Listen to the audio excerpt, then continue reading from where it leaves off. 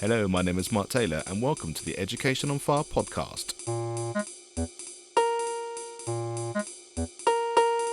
The place for creative and inspiring learning from around the world.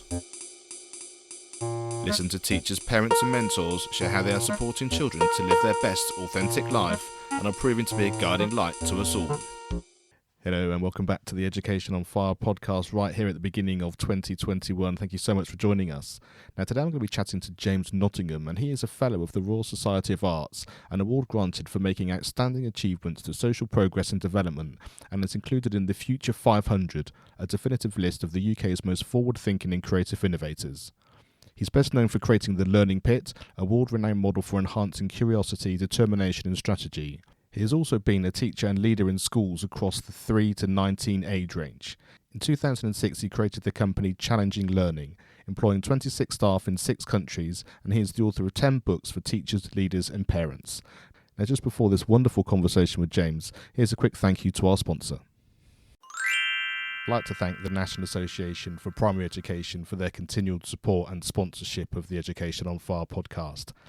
In March, they have a brand new conference which is online called Towards the Balanced and Broadly Based Curriculum. Now, the impact of the coronavirus pandemic on children's education may be perceived as a justification for narrowing the curriculum at the expense of the arts and the humanities. But this conference will explore the case for preserving young children's entitlement to as rich and diverse a curriculum as possible. Dr. Yude's keynote lecture will set the scene, highlighting some key issues and considering some lessons to be learnt from the period of lockdown. The subsequent presentations will focus on classroom practice, providing a spotlight on innovations which have been implemented in school and offering guidance for the future. Now, to find out more about this conference, please go to nape.org.uk/conference. That's nape.org.uk/conference. Hi, James. Thank you so much for joining us here on the Education on Fire podcast.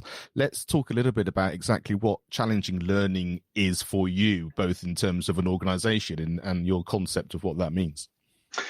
It is a company that I set up some years ago to support schools and preschools in developing approaches to learning that can improve the way in which students engage, the way in which they are able to offer reasons, able to be more creative. My life started with philosophy for children, and Channel 4 made a short film of me using philosophy for children in the late 90s when I was a teacher. And lots of schools got interested in that approach and invited me to work with them. One thing led to another, and then there was quite a lot of European funding. Seems somewhat ironic to mention that these days, but there was quite a lot of European funding around at the time, and a group of schools that were struggling, they got quite a lot of money together and asked me if I would set up a project to help improve achievement and aspirations. And within 18 months, we'd been so successful that the funders said to us, we've got £1.6 million of underspend. Would you like to spend it? And you can imagine how quickly I answered that question. Absolutely. I rolled it out right across the northeast of England. And I also said to the funders, look, I can share this outside of the northeast, and we can make a bit of money to bring back into the coffers, and we can expand this so it becomes right across the UK and indeed beyond these shores. And they said, we would love you to do that, but unfortunately the funding prohibits that because of the anti-competition rules and the keeping a shall we say, a level playing field in the private sector. And so I was determined to do something about that. And so in 2006, I moved into that private sector and set up a company to do exactly that, to share these ideas across borders. And we're still going strong since then. We've got 6 companies in 6 countries, and we work with preschools, schools, colleges, universities in many different countries. And tell us a little bit about that philosophy and the way that it works, because it does seem to me now, in my experience, the first point, of course, sometimes, especially if they want to improve standards or results, is to kind of keep hammering the same nail and work harder and do the same things. And I've always been of the opinion, even if we just go into that sort of Ofsted idea, is that if you're doing great teaching and you're inspiring learning, then the rest of it will take care of itself. So how does that work for you? How did you sort of get that message through and sort of the practicalities of what people would actually understand and learn as being part of it? Well, in the way in which you've asked that question, Mark, I feel as if I'm preaching to the choir here. I don't think I'm going to need to persuade you of anything, but very much our focus is on learning outcomes rather than on exams. And of course, we expect the exam results to increase because the learning has improved, because the learning has deepened.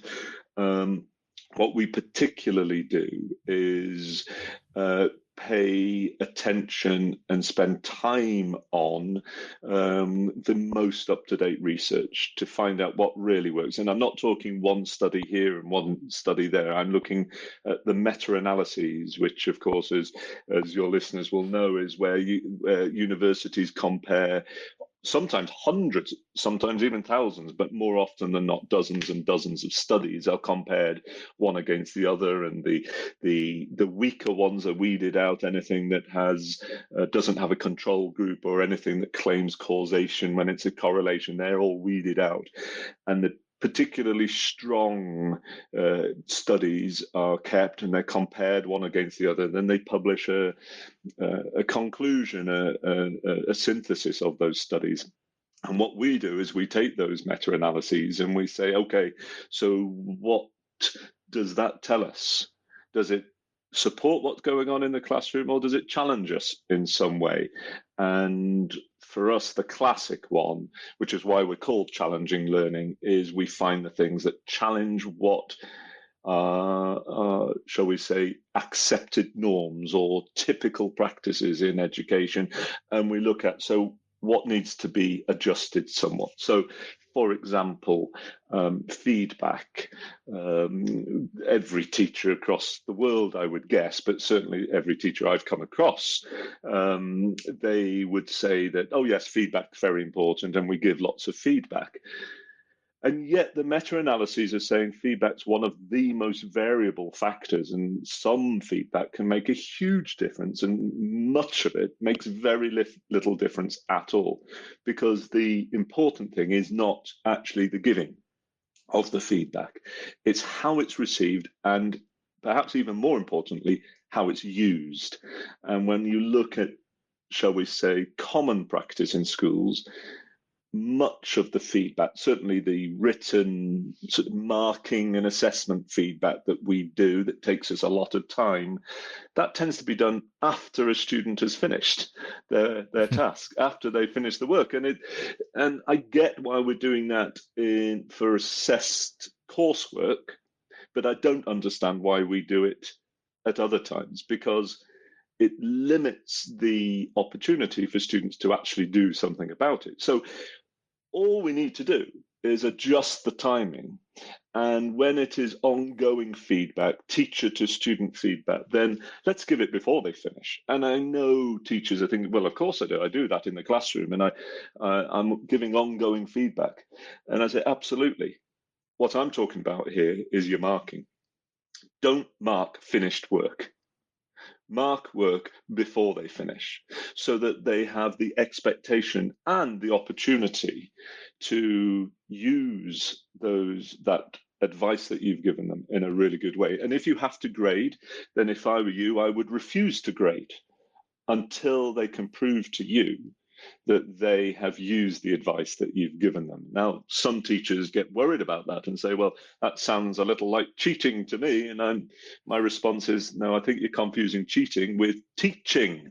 This is our job. Our job is to help them to achieve more than they could by themselves, to take them into, as Vygotsky called it, the zone of proximal development, help them to achieve things they couldn't do by themselves. So that's one example. Another one is about dialogue and using strategies to increase and improve the dialogue in classrooms. Gadier published a meta-analysis that shows that teachers talk between 70 and 80% of every lesson. That doesn't give students an awful lot of time for conversation, and yet it's one of the most significant factors. If we create the opportunities for students to talk about their learning, to think out loud, in effect, to compare, contrast, to reason, to give examples, to find counterexamples together, that can have a really, really significant effect. But of course, it's not just any type of dialogue. It's a particular type of dialogue, which you might call exploratory dialogue. And so that's what we do. We look for what are the meta-analyses telling us. We then look to, well, how can we support teachers to adjust? And let's not throw the baby out with the bathwater. There's a lot of good stuff going on.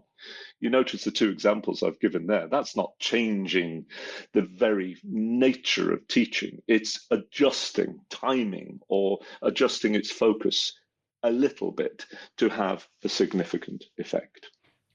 And that's what I love. And that's really one of the reasons I started Education on Fire to begin with, was the fact that, we might want to have a magic wand and change the whole education system in one fell swoop. But we know that one, it's not practical, and two, it's not going to happen in certainly our children's lifetime. So therefore, how can they have a better education? And I think hearing these stories, conversations, and real sort of this is actually happening, in schools around in the UK and around the world, then that's something that, as you're listening, you can take to your senior leadership team, or you can think about yourself, or even just implement the one thing that you've taken away, which I think is incredible. So, I mean, in terms of your working practical experience, I guess it's a question of going into the school and you sort of change that across the board.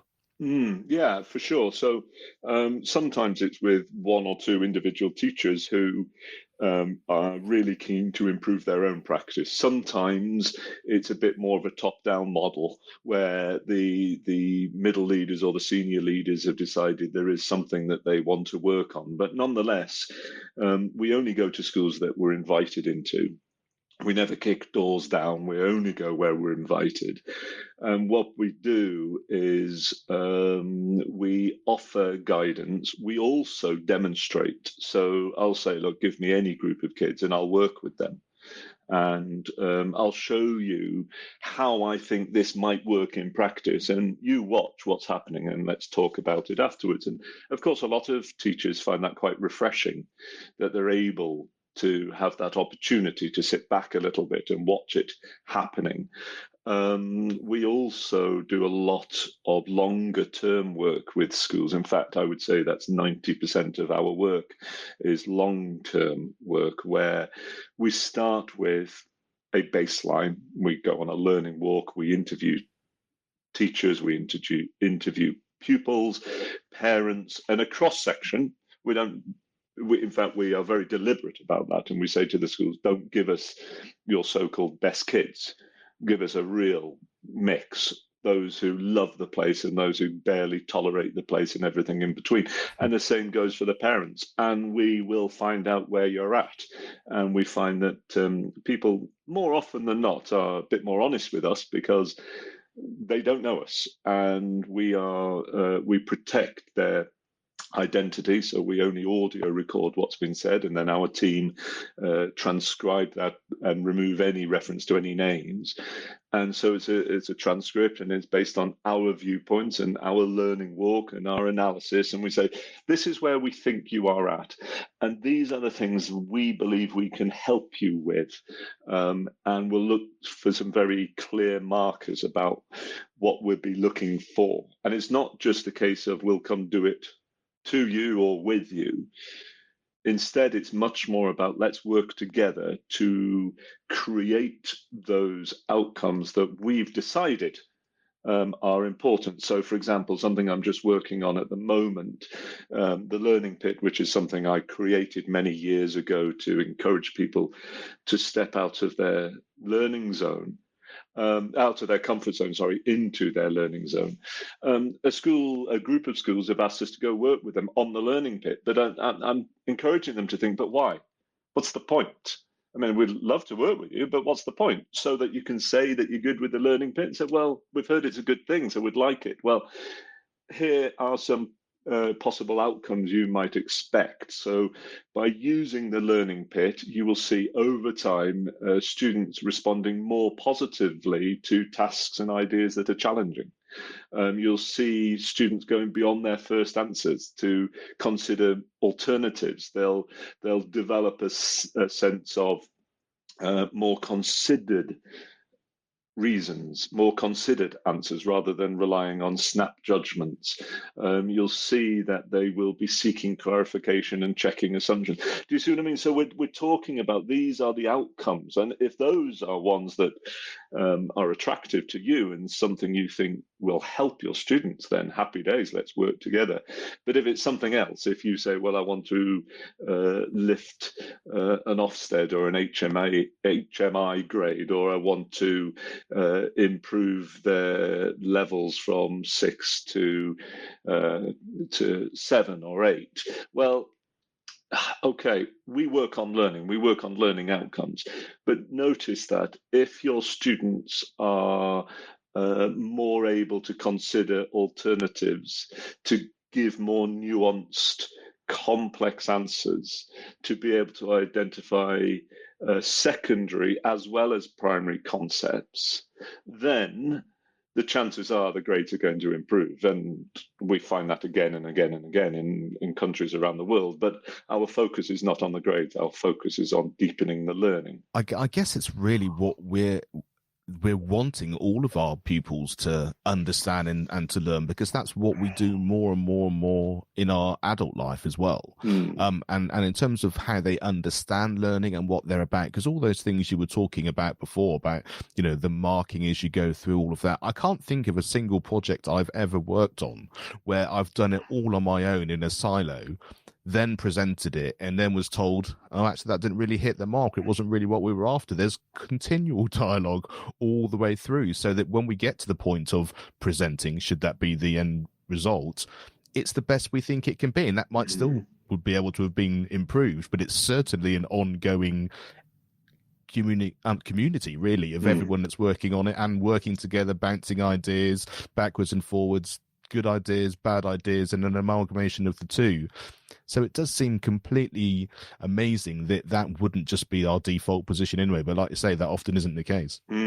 For sure. Well, we were talking before this recording about your life beyond the microphone, so to speak, and how you're a percussion musician, and you play an awful lot in orchestras. And let's go back to that feedback example again.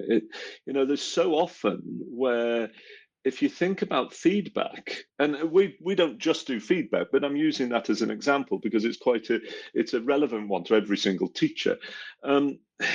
So very often it's almost as if we go listen to the orchestra play, and at the end of the performance we give some feedback. And this is saying, well, why are we doing that? Why don't we listen to the first run through, give some feedback, listen to the second run through, give some written feedback, give people time to think about it, talk about it, maybe over lunchtime, and then come back out and play it as well as you possibly can based on the feedback that you've just received. And it's that idea that we're looking for, is any which way we can in some way improve education, improve learning outcomes, whether that's about relationships, whether it's about reasoning, whether it's about creativity. We're all the time looking for that. And another classic one is growth mindset. I do a lot of work with Carol Dweck. In fact, I've been on tour with her many, many, many times. And she's the professor of psychology at Stanford University who is most associated with the term growth mindset. I look at the meta-analyses, and it's fascinating that the two meta-analyses on growth mindset show it doesn't make a very big difference. So why on earth are schools putting so much effort in? And of course, so many naysayers then jump on the bandwagon and say, well, there you go, it didn't make much of a difference, so let's not do it. Or our approach is, well, why does it not make a difference? What's going on? and to better understand that. And is it some minor block that can be removed? And as it turns out, almost all of those studies were based on a 1-hour intervention from Stanford University. And in just 1 hour, you can get approximately 3 months additional growth. Now, who's going to say no to that? But you don't understand that until you start digging into the meta-analyses. And then you think, well, okay, then 3 months growth in just 1 hour. Okay, let's have that. But then also let's think, so how can I embed it in my school or in my group of schools, my multi-academy trust, for example? What does that look like? And then it's considering what type of culture you've got. And something I found is that if you have a performance-focused culture, and by performance focused, I'm using it in terms of we are mainly interested in getting top grades, in being better than our neighbouring schools, in within class being better than other students within class, making my own way into the top group rather than being in a middle group. If those are the main preoccupations, not the only, but the main ones, then I would say that's a performance-focused environment. And to be honest, I would steer clear of growth mindset if I were you, because it's contradictory. It's going to get in your way. It's going to confuse kids, because growth mindset says, let's fail and learn from failure. Let's make mistakes and learn from those mistakes. Let's look at progress rather than whether you're better or worse than someone else. So you can see that's a conflicting message with this performance focus. Whereas if you have much more of a learning focus, and a learning focus is where we are much more interested in how much progress we're making. We're much more interested in sharing our brilliant ideas and our successes with other schools so that they can learn from it, so that their students can benefit. That we're not about those teachers are brilliant and these teachers are not, but it's about we're all on this journey and we're all developing and we're all improving. If that's your culture, then I would say that's much more of a learning culture, and growth mindset fits hand in glove with that. The only way in which I might say that you can cross the boundaries is if you deliberately want to become more learning focused, then you could use growth mindset as the vehicle to do that. But know that it's going to be a struggle. Know that it's going to be a challenge to move from one to the other. And so this is, I didn't know any of that until I started to dig deeply into the meta-analyses and interview and work with and talk with Carol Dweck in depth to understand what are the nuances, because we hear a lot of people jumping on the growth mindset bandwagon, or indeed trying to knock the wheels off that bandwagon because they think it's yet another one of those, the new learning styles, where it's a hell of a lot more than that. And there's a whole lot more credible research backing up growth mindset. But we have to understand the nuance. And that's what this is about. We're all trying to do what we can. And I mean, right now, as we well know, teachers are probably gone through the most challenging time of their careers, and perhaps arguably the most challenging era for teaching. It's been extraordinary.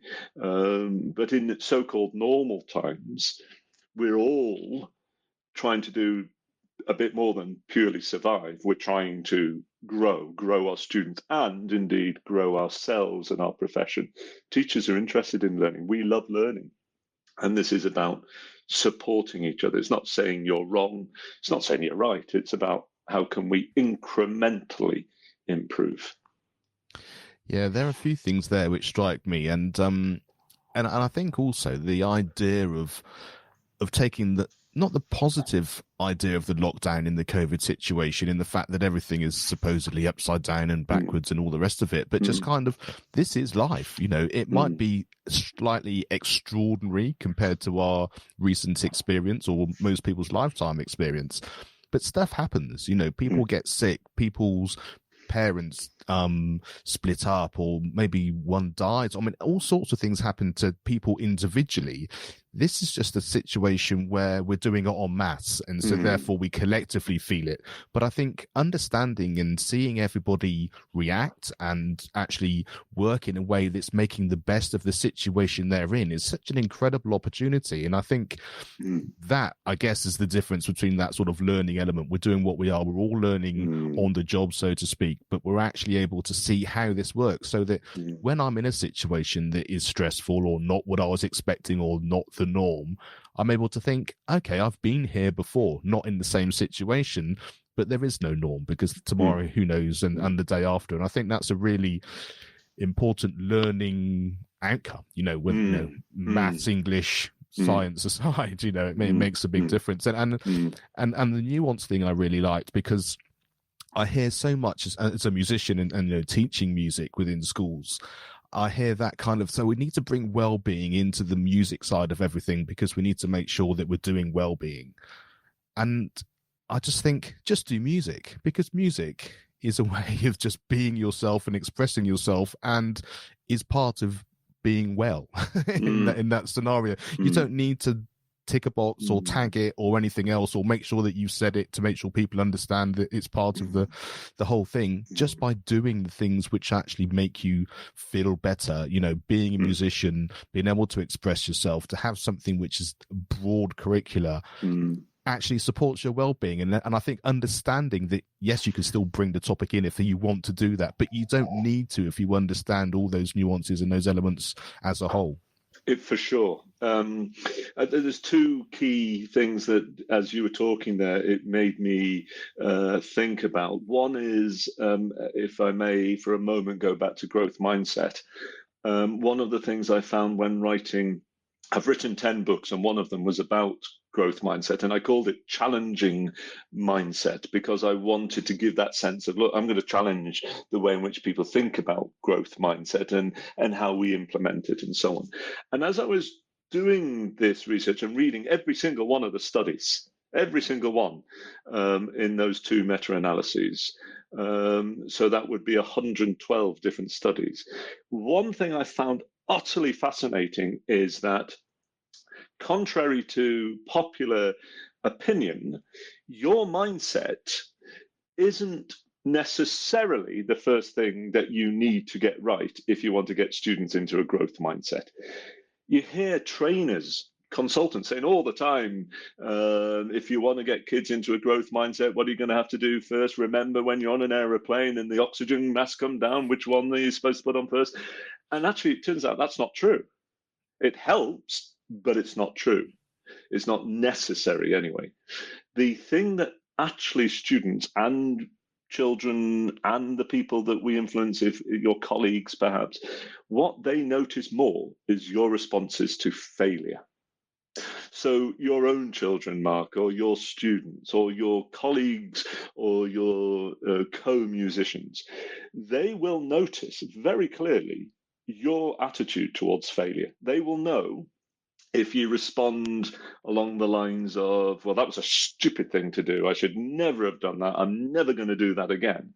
Because if they see that, if you are influential towards them, that is likely to put them into a fixed mindset. Whereas if your attitude towards failure is, well, that didn't work, why did it not work, what can I do about it, let's design our next steps, then that's more likely to put them into a growth mindset. And so as parents, one of the best things you can do for your kids is talk to other adults about your responses to failure, and make sure your kids are eavesdropping, because you know fine well if they eavesdrop, they're listening really carefully. So don't lecture them, just talk with other adults about the failure and what are you doing to overcome that. So make sure you talk about failure is a stumbling block, it's not a dead end. It's working out what to do next. So I think that's a part of it. I think also this pandemic that we've found ourselves in, it has been a cloud, I mean, a really dark, rainy, stormy cloud, and particularly for those on the front line. And of course, teachers are very much on the front line there. And it's been extraordinarily testing. There is, however, a silver lining. to the cloud. And there are, for example, it's said that we've made between 5 and 10 years worth of progress in using technology. So maybe it was the kick up the backside, perhaps not that we needed, and it's not been a desirable difficulty, but nonetheless, there's a silver lining to it. We work with lots of different countries around the world, and I'm finding it fascinating that the countries that have had to have a lockdown have had to go into online learning or blended learning, sort of bit of both, that it's been extraordinarily challenging for them. But you know what? They've made way more progress than the teachers in schools who haven't had to lock down. So Sweden, they didn't have a lockdown. They had advice, but they didn't have a lockdown. And in fact, we work right across the Nordic world, and they, even if they did close down, they reopened very, very quickly, much quicker than we did here in the UK. And they haven't shifted in their thinking, albeit Swedes. I mean, they love their online technology. They're extraordinarily creative with online technologies, but they haven't shifted the way that British teachers have, the way that US teachers have. Australia's been a really interesting mix. So Victoria, the state of Victoria, has been locked down, but the other states haven't. And so that's we see that. We do a lot of work. We've got a company in Australia. We see those who have had to lock down and do online learning have made much greater strides in their willingness and their ability to use online learning with students than those who haven't. So I don't want to dismiss for a moment that dark cloud, because it's been one hell of a cloud. But I do think there have been silver linings to it, and perhaps it's going to need the holidays coming up for us to be able to get this term out of our skin and then be able to reflect and see with hindsight that it hasn't been 100% bad. And the other thing I want to just circle back on was you said about your sort of walkthroughs when you're getting the idea of a school and people's thoughts and ideas of where they are. How close is that in reality that maybe the head or the senior leadership team think it is compared to what you then find out? Yeah, that's a really interesting question. We always start with every viewpoint is a view from a point. And that might sound like I'm just being facetious here, but there is a purpose behind me saying that it's a point in time. So I'm walking in today, late November, for example. And so that's in term one of the school year, and it's a particular time of year. The clocks have changed, it's darker, it might have been lots of wet plays going on. But that's going to be different to walking in the first week of September, for example, in England, or the middle week in August in Scotland, for example. We're going to see a different point. It's a different point in my thinking, it's a different point in the day. You see things differently on a Friday afternoon than you do on a Monday morning in school. So we're very, very, very careful to say this is a view from a point. And from this point, this is the view, and view in inverted commas there, because this is what we've heard, this is what we've noticed, this is what we've seen. So we present that.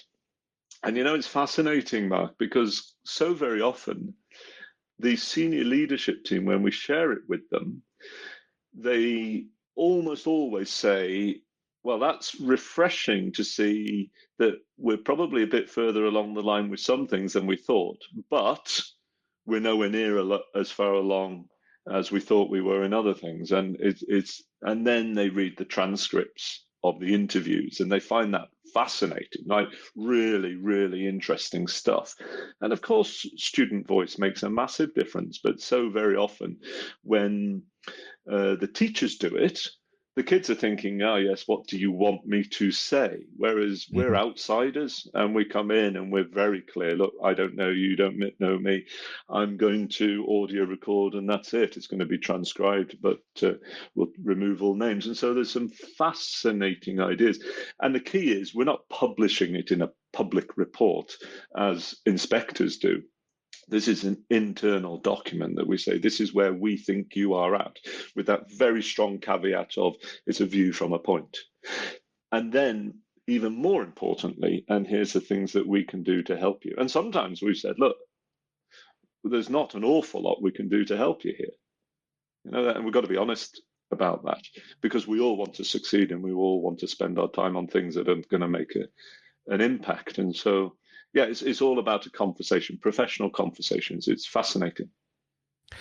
And that's struck me. There's in recent weeks, more and more, I've been thinking about what the purpose of school is currently. And it seems to me that the perception a lot of the time is that children are going to go in, we're going to learn X, Y, and Z.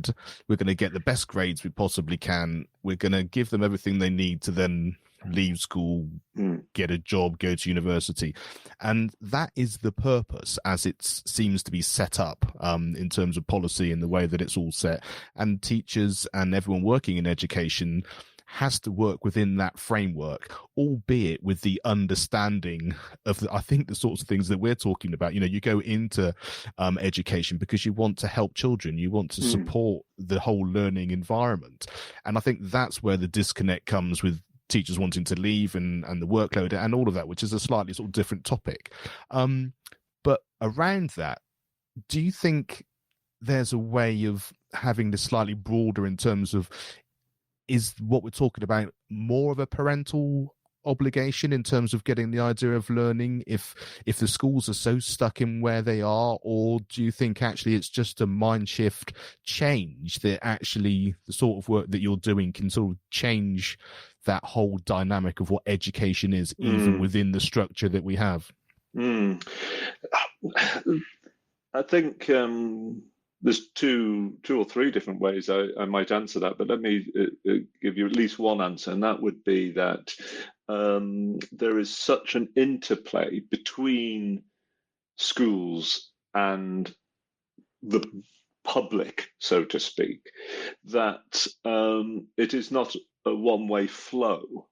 The public at large have a massive role in determining how schools are run. I say that there's a very interesting meta-analysis that I read that termed the politics of distraction, and that politicians, and I'm not going to say anything about our current politicians, but let's just say politicians at large, generally speaking, will fund the things that they know are going to be popular amongst the general demographics. And the problem with that is that parents typically vote for or want the things that are very tangible. So, for example, parents want to see fewer kids in a classroom. They want to see brand new buildings. They want to see the use of technology in schools, because these are the things that we understand. We want to take particular note of grades and the length of the school day and the different types of sports and other pastimes that are offered by the school, because we understand these. The problem is that although those are important in many ways, they are not the major influences on learning. The major influences on learning are to do with self-efficacy. Well, how many people on the street know what self-efficacy is? Or collective teacher efficacy, or quality and timing of feedback, or using exploratory rather than cumulative or disputational talk. I mean, how many parents know what on earth that all means? That just sounds like edu-speak there. But those are the things that actually influence student learning so much more. But the problem is politicians make decisions to keep the demographic, the people at large happy, and the people at large spot the very concrete, tangible things rather than the somewhat more abstract things. And so, I mean, I have a very big problem with the idea that education is so politically linked. Every time there's a new political party come into power in whichever country, there's a shift in educational direction. We'll see this early next year in the US. There'll be a significant, maybe even seismic shift because they're moving from Republican to Democrat. There's going to be the same here in England, from Labour to Conservative. There was a significant shift, and it's all linked to party politics and what are people going to vote for, rather than based on evidence of impact. So that's one way to think about it. And I think the other thing about what's the purpose of school, and that was your first part of your question, I would say, of course, there are many things. In the Scandinavian countries, they will say it's to learn how to be a citizen, a good citizen. In the US, often, and not all areas of the US, but often, number one will be learn how to work hard and learn how to show respect. I mean, it's fascinating, the differences. I would love to add that a purpose of school ought to be learning how to learn rather than learning what to learn. And of course, there's still going to be the what. But I do think we ought to have much more of an emphasis on learning how to learn. So instead of me teaching, I don't know, about the Viking invasion of Britain, I'm going to teach my students how to find out about and how to learn. Now, a lot of teachers will be thinking, well, of course, that's what we do.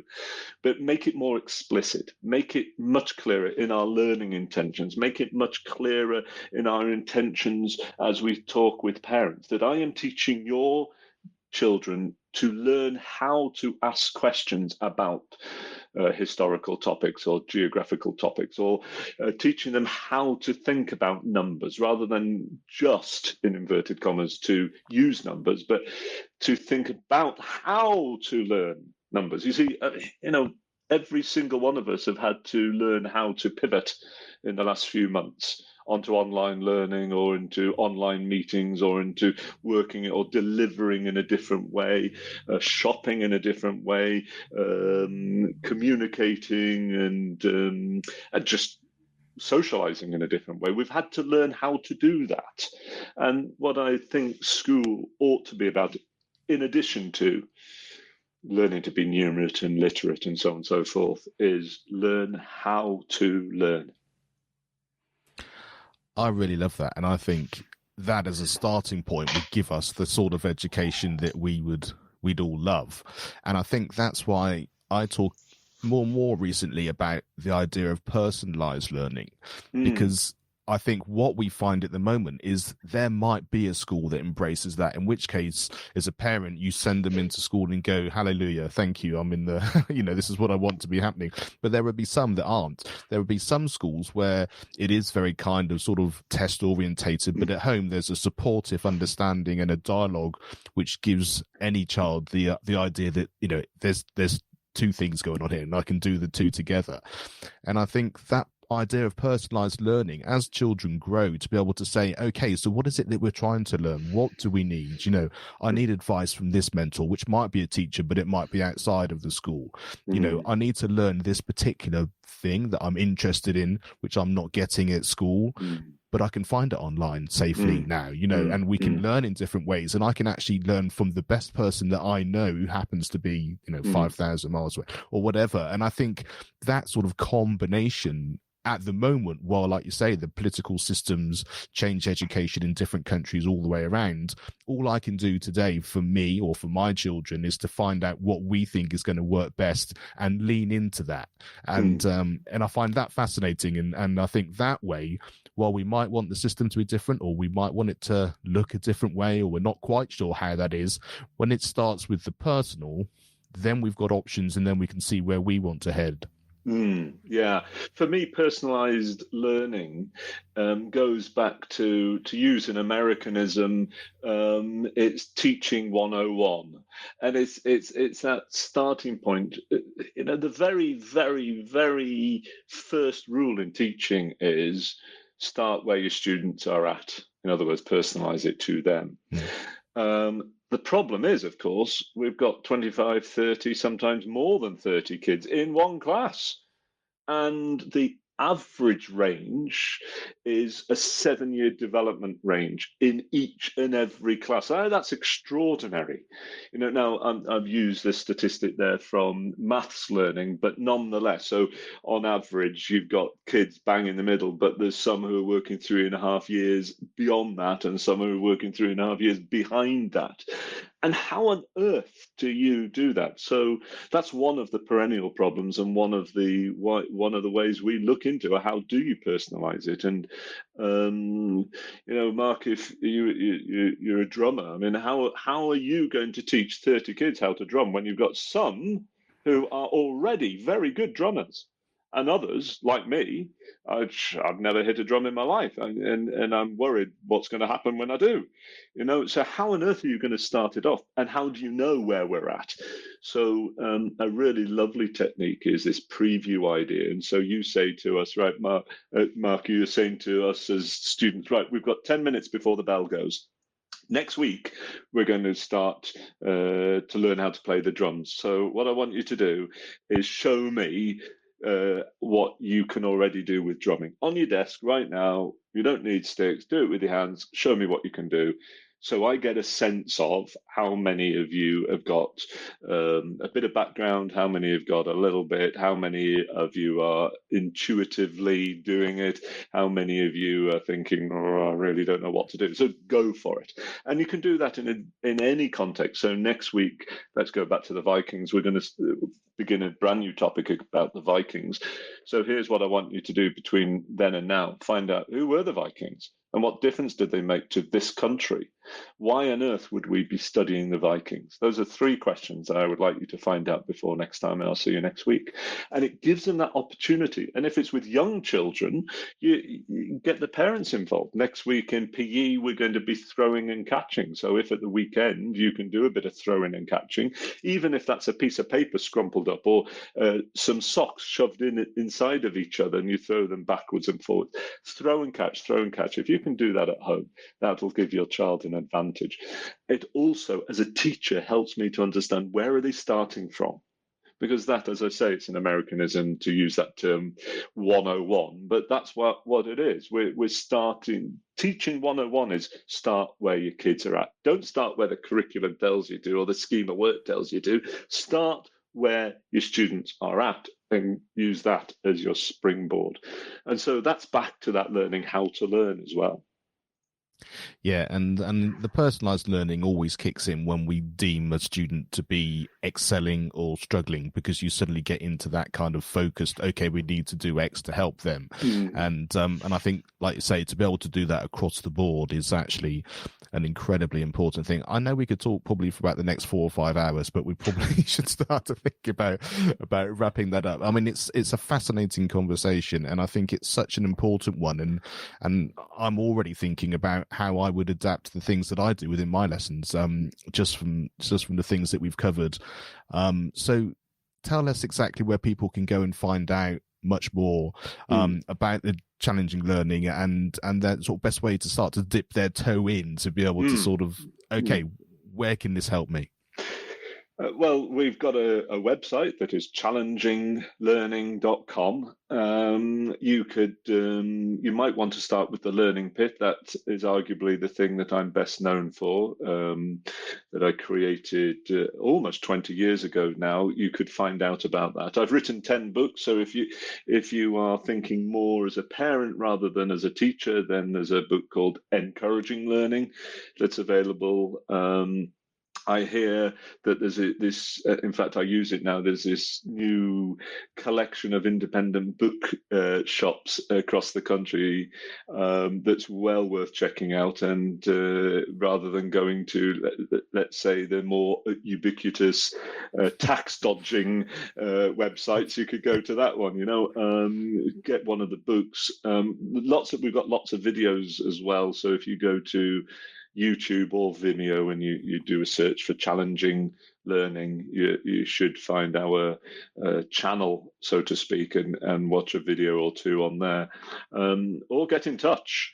If you are a school or a preschool or a college and you want us to do a webinar for you, or you want to just touch base and see what we can do to support you, then don't hesitate to get in touch. We have, of course, English speakers, but we've also got Norwegian, Danish, Swedish, Spanish speakers in amongst us as well. So, yeah, we're ready. And I hope that there's something that you've heard today that is of interest. Maybe, Mark, it's worth finishing with our company motto, and that is: proving is good, improving is better. And that's what we're aiming for here. I love that. Thank you so much for joining us. Thank you for your wisdom, and I hope many people have opened that door enough to help the ripple effect of the hundreds or thousands of children that'll move on from there. So thank you very much for being here. Thanks for listening to the Education on Fire podcast. For more information of each episode and to get in touch, go to educationonfire.com. Education is not the filling of a pail, but the lighting of a fire.